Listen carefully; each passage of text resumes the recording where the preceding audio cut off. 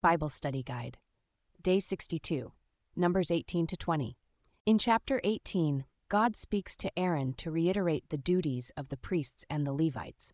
The priests, Aaron and his two sons, are to guard the inside of the tabernacle, and the Levites are to guard the sanctuary outside the tabernacle.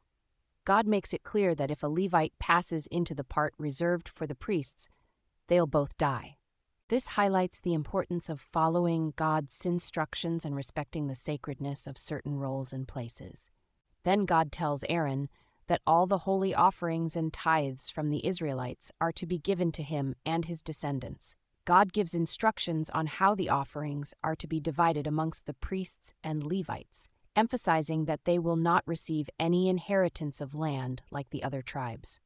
God instructs the Israelites to give a tithe, the 10th part, of their grain, wine, oil, and firstborn animals as an offering to the Levites. Of that tithe, the Levites are to give 10% back to God, who says it should be given to the priest.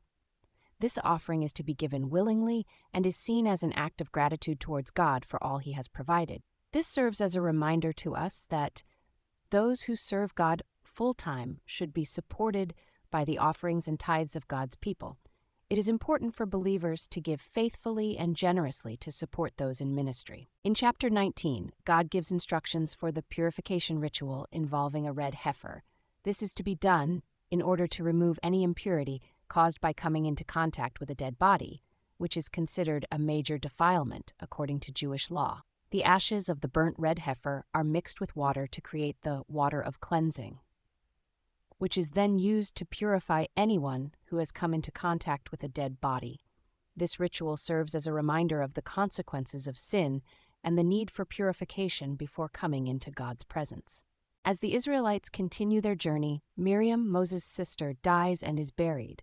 The people again complain about the lack of water, and instead of following God's instructions to speak to a rock for water, Moses strikes the rock in frustration. Because of this disobedience, God tells Moses that he and Aaron will not lead the Israelites into the promised land. This serves as a reminder that even those chosen by God are not immune to consequences when they disobey. As the Israelites travel, they come to the territory of Edom.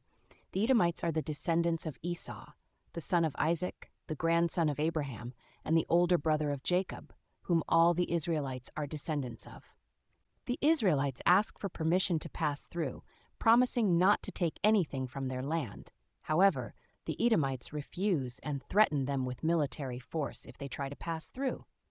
This shows that even those who are God's chosen people will still face challenges and opposition on their journey. Chapter 20 finishes with God telling Moses that Aaron will soon die. He instructs them to gather the community and have Aaron hand over his priestly garments to his son Eleazar, the new high priest. Aaron dies on the top of Mount Hor, and the Israelites mourn for him for 30 days. This serves as a reminder to cherish and honor those who have gone before us in faith. As we continue on our own journeys of faith, let us remember to follow God's instructions and respect the sacredness of certain roles and places. Let us also give faithfully and generously to support those in ministry, recognizing their important role in spreading the gospel. Thanks for watching. If you enjoyed this video, please don't forget to like, comment, and subscribe to help us spread the word. God bless you.